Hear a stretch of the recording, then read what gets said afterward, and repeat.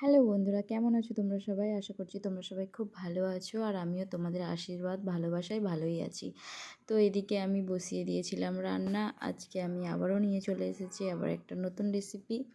এদিকে আমি একটা কড়াই বসিয়ে দিয়েছিলাম, তাতে দিয়েছিলাম দুটো তেজপাতা, দারুচিনি আর একটু ছোটো এলাচ দিয়ে আমি ভেজে নিয়ে পেঁয়াজটা দিয়ে দিয়েছিলাম। পেঁয়াজটা হালকা মতো ভেজে নিচ্ছিলাম, মানে ওই গোল্ডেন ব্রাউন কালার অবধি ভেজে নিয়েছিলাম। আর এইদিকে আমি করে নিয়েছিলাম প্রেসারে মাংসটার সিটি।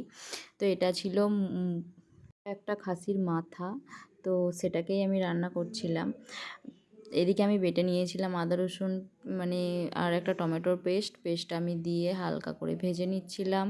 সুন্দর মতো একটা স্মেল আসা পর্যন্ত আমি মশলাটাকে ভেজে নিব। তো আমি সেটাই করছিলাম, ভেজে নিচ্ছিলাম মশলাটাকে। তো এখানে আমি 4টে মতো পেঁয়াজ দিয়েছিলাম, তোমরা যদি বেশি দিতে চাও তো বেশি দিতে পারো। তো এখানে আমার মশলা ভাজা হয়ে গেছিলো, তেল ছেড়ে গেছিলো মশলায়। তো যার কারণে আমি এরপর মানে যে মশলাগুলো থাকে, হলুদ, লঙ্কা গুঁড়ো, এগুলোই দিয়ে দিচ্ছিলাম। তো এখানে আমি 2 চামচ, ছোটো চামচের 2 চামচ হলুদ গুঁড়ো দিয়েছিলাম আর বড় চামচের 1 চামচ লঙ্কার গুঁড়ো দিয়েছিলাম। তো ওই দুটো দিয়ে আমি করব, কারণ আমি এদিকে মশলা বেটে দিয়েছিলাম আর সেরকম কিছু মশলা দিয়ে করব না। বেশি মশলা দিয়ে করলে ভালো লাগে না, প্লেন তরকারিই ভালো লাগে। তো আমাদের ঘরের সবাই সেরকমই পছন্দ করে। আমি ওই মশলাগুলোকেই ভেজে নিলাম হালকা করে।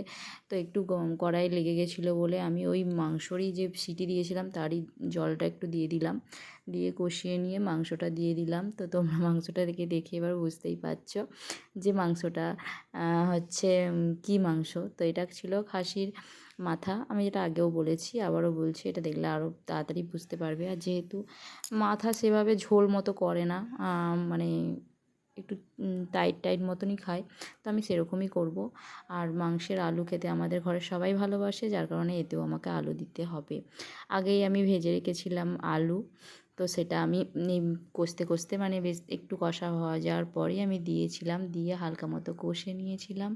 মানে সুন্দর মতো একটা স্মেল মানে আসা পর্যন্ত কষে নিচ্ছিলাম। তো দারুণ একটা স্মেল এসেছিলো।